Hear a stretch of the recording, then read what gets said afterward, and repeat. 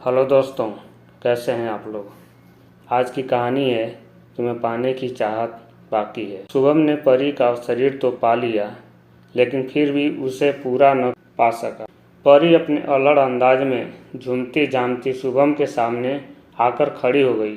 सफ़ेद गहरे गले का गाउन, छोटे से हीरे का पेंडेंट, लटकने वाली हीरे के मैचिंग ईयरिंग, ऊंची पोनी में गूंथा वो सेब का कल्चर जिसके आगे के भाग में हीरा जड़ा था, और हाथ में खूबसूरत सजावटी ग्लव्स। आज तो मैं सचमुच की परी लग रही हूँ ना। उसने अपनी शौक निगाहें शुभम की ओर डाली और उसके बिल्कुल नज़दीक आ गई। तुम्हें पाने की चाहत बाकी है। शुभम ने परी का शरीर तो पा लिया, लेकिन फिर भी उसे पूरा न पा सका। शुभम थोड़ी देर तो उसे एकटक देखता रहा। वो सुंदरता सचमुच इस दुनिया की नहीं लग रही थी, पर जल्दी ही उसने अपनी नज़रें जबरन हटाकर रुखाई ओढ़ ली। इतने महंगे कपड़ों और एक्सेसरीज के साथ सुंदर लगना कोई बड़ी बात नहीं। परी भी कब उसे छोड़ने वाली थी। मतलब सुंदर तो लग रही हूँ, इतना तो मानते हो ना।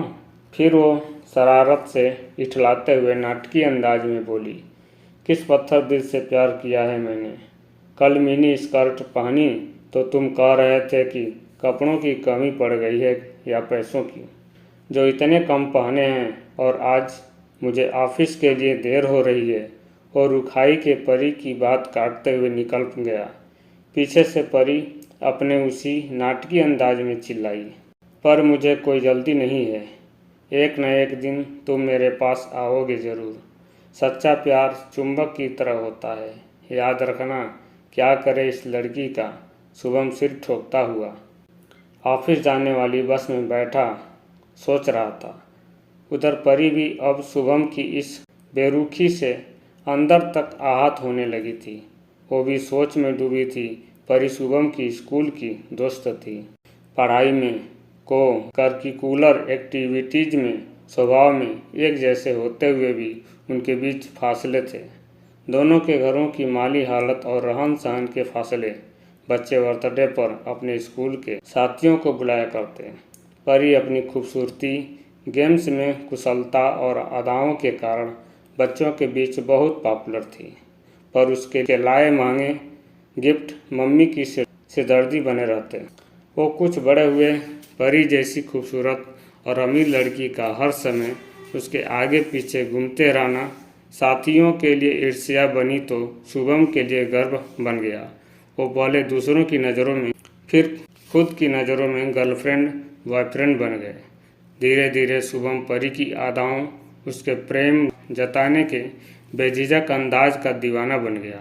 वे हाथों में हाथ लिए घंटों घूमते रहते। पार्क में बरगद के पेड़ के पीछे परी इसका इंतज़ार करती। अलग अलग आउटफिट्स में, अलग अलग स्टाइल में सजी परी को वो कुछ देर एकटक देखता रहता, फिर उससे लिपट जाता। उसकी उंगलियां परी के बालों से खेलती और होंठ चुम्बन की ललक दबा न पाते। उन पलों में जैसे वक्त थम जाता और सारी दुनिया उनमें सिमट जाती। वे कुछ और बड़े हुए और उनका रिश्ता भी और बड़ा हो गया। परी की सुंदरता ही नहीं, उसकी अदाओं में भी कुछ ऐसा जादू था कि शुभम के होंठ उसके होंठों से दूर नहीं होना चाहते थे। जब उसकी हथेलियां परी के गालों को थामती तो दोनों की आंखों में प्रेम की ललक और साथ होने की खुशी एक दूसरे को मुग्ध कर देती। फिर शुभम की हथेलियां परी के गालों से गर्दन पर फिसलती तो परी की सांसें गहरी हो जाती और शुभम सम्मोहित सा हो जाता। फिर हथेलियां कंधों पर से फिसलती हुई उसकी बाहों को सहलाती तो लगता सारी कायनात उसकी हथेलियों में आ गई है। परी को भी शुभम की कसमसाती बाहों और आंखों की तड़प में अपने वजूद के पूरे होने का एहसास होता। फिर शुभम की नौकरी लगी और घर में उसकी शादी की बात चलने लगी। मम्मी ने बड़े प्यार से पूछा, परी के मम्मी पापा बात करने आएंगे कि हम लोग जाएं? तो शुभम जैसे सोते से जागा। उसने कभी नहीं सोचा था कि मम्मी खुद से ऐसा कहेंगी। अब उससे परी का बेझिझक अंदाज, उसके टैटूज, उसकी बेबाक ड्रेसेस खटकने लगी। मम्मी, क्या परी हमारे घर में एडजस्ट ये तो तुम्हें उसके साथ रिलेशनशिप में आने से पहले सोचना चाहिए था। मम्मी की सख्त आवाज़ से शुभम सकते में आ गया। वो परी की अपनी पत्नी के रूप में कल्पना नहीं कर पा रहा था। परी ने उसे हफ्ते में सिर्फ एक बार करीब आने के अनुशासन में बांधा था। परी ने उसकी नियम से जिम जाने की आदत डलवाई थी। परी की ज़बरदस्ती पर उसने वो कठिन नियमों वाली कोचिंग ज्वाइन की थी जिससे उसे ये नौकरी मिली। शुभम अब परी को बदलना चाहता था, लेकिन उसके समझाने पर परी ने अपना रहन सहन नहीं बदलने के बजाय तर्क जड़ दिया था। जो मेरे सुधार के लिए हो वो बदलाव तुम्हारे कहने पर मैं खुद में ज़रूर लाऊंगी, पर सिर्फ इसलिए कि पत्नी ऐसी नहीं होती। ये कोई तर्क नहीं हुआ और बिना तर्क में कभी किसी की बात नहीं मानती। शुभम को तो जैसे बेरुखी ओढ़न का बहाना मिल गया था। वो गर्लफ्रेंड थी और शुभम उसे हमेशा गर्लफ्रेंड ही बनाए रखना चाहता था। परी ने महसूस किया कि दो आंसू उसके गालों पर ढुलक आए हैं। अचानक वो एक निर्णय के साथ उठ खड़ी हुई। उसकी उंगलियां टैब पर चल रही थीं। कुछ देर बाद शुभम परी का मेल पड़ रहा था। मैंने तुम्हारी ज़िंदगी से दूर जाने का फैसला कर लिया है। मैंने तुम्हें दिल की गहराइयों से चाहा है और मेरा मानना है कि प्यार किसी को संवारने और खुश रखने का नाम है। प्यार हुकूमत नहीं करता, वो तो बस खुद को सौंप देता है।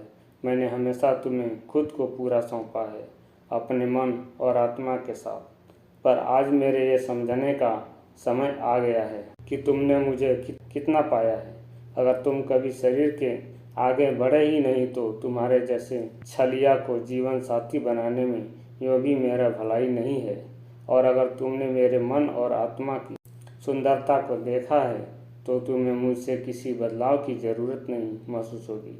पर इतना ज़रूर कहना चाहूँगी कि अगर तुम कभी मेरे शरीर के आगे नहीं बढ़े तो तुमने बस वैसा ही किया है जैसे किसी चोर ने चांदी की चकाचौंध में आकर चांदी चुराकर कपड़े की थैली में रखे हीरे छोड़ दिए हों। एक दिन तुम्हें एहसास होगा कि तुम कितने अभागे थे। 6 महीने से शुभम परी को ढूंढ रहा है। उसके घर नियम से जाता है कि शायद उसके मम्मी पापा उसका पता बता दें। उसे खोने के बाद शुभम को एहसास हुआ है कि उसने क्या खोया है। आज शुभम बेइंतहा रो रहा है। हाँ, मैं अभागा था। मैं तुमसे प्यार करता हूँ परी, बस एक बार मुझे माफ़ कर दो। तभी टैब गुनगुनाया और शुभम ने लपक कर उठाया। परी का मैसेज था, जिस दिन मुझे यकीन हो जाएगा कि तुम मुझे उतना ही प्यार करते हो जितना मैं तुम्हें करती हूँ, जिस दिन मुझे भरोसा हो जाएगा कि तुम्हारा शरीर जब मुझे चूमेगा तो तुम्हारे होंठ मेरी आत्मा तक पहुँचेगी, मैं तुम्हारी ज़िंदगी में वापस आ जाऊँगी। शुभम ने टैब सीने से लगा लिया और आंसू पोंछते हुए बोला, वो दिन जल्द आएगा।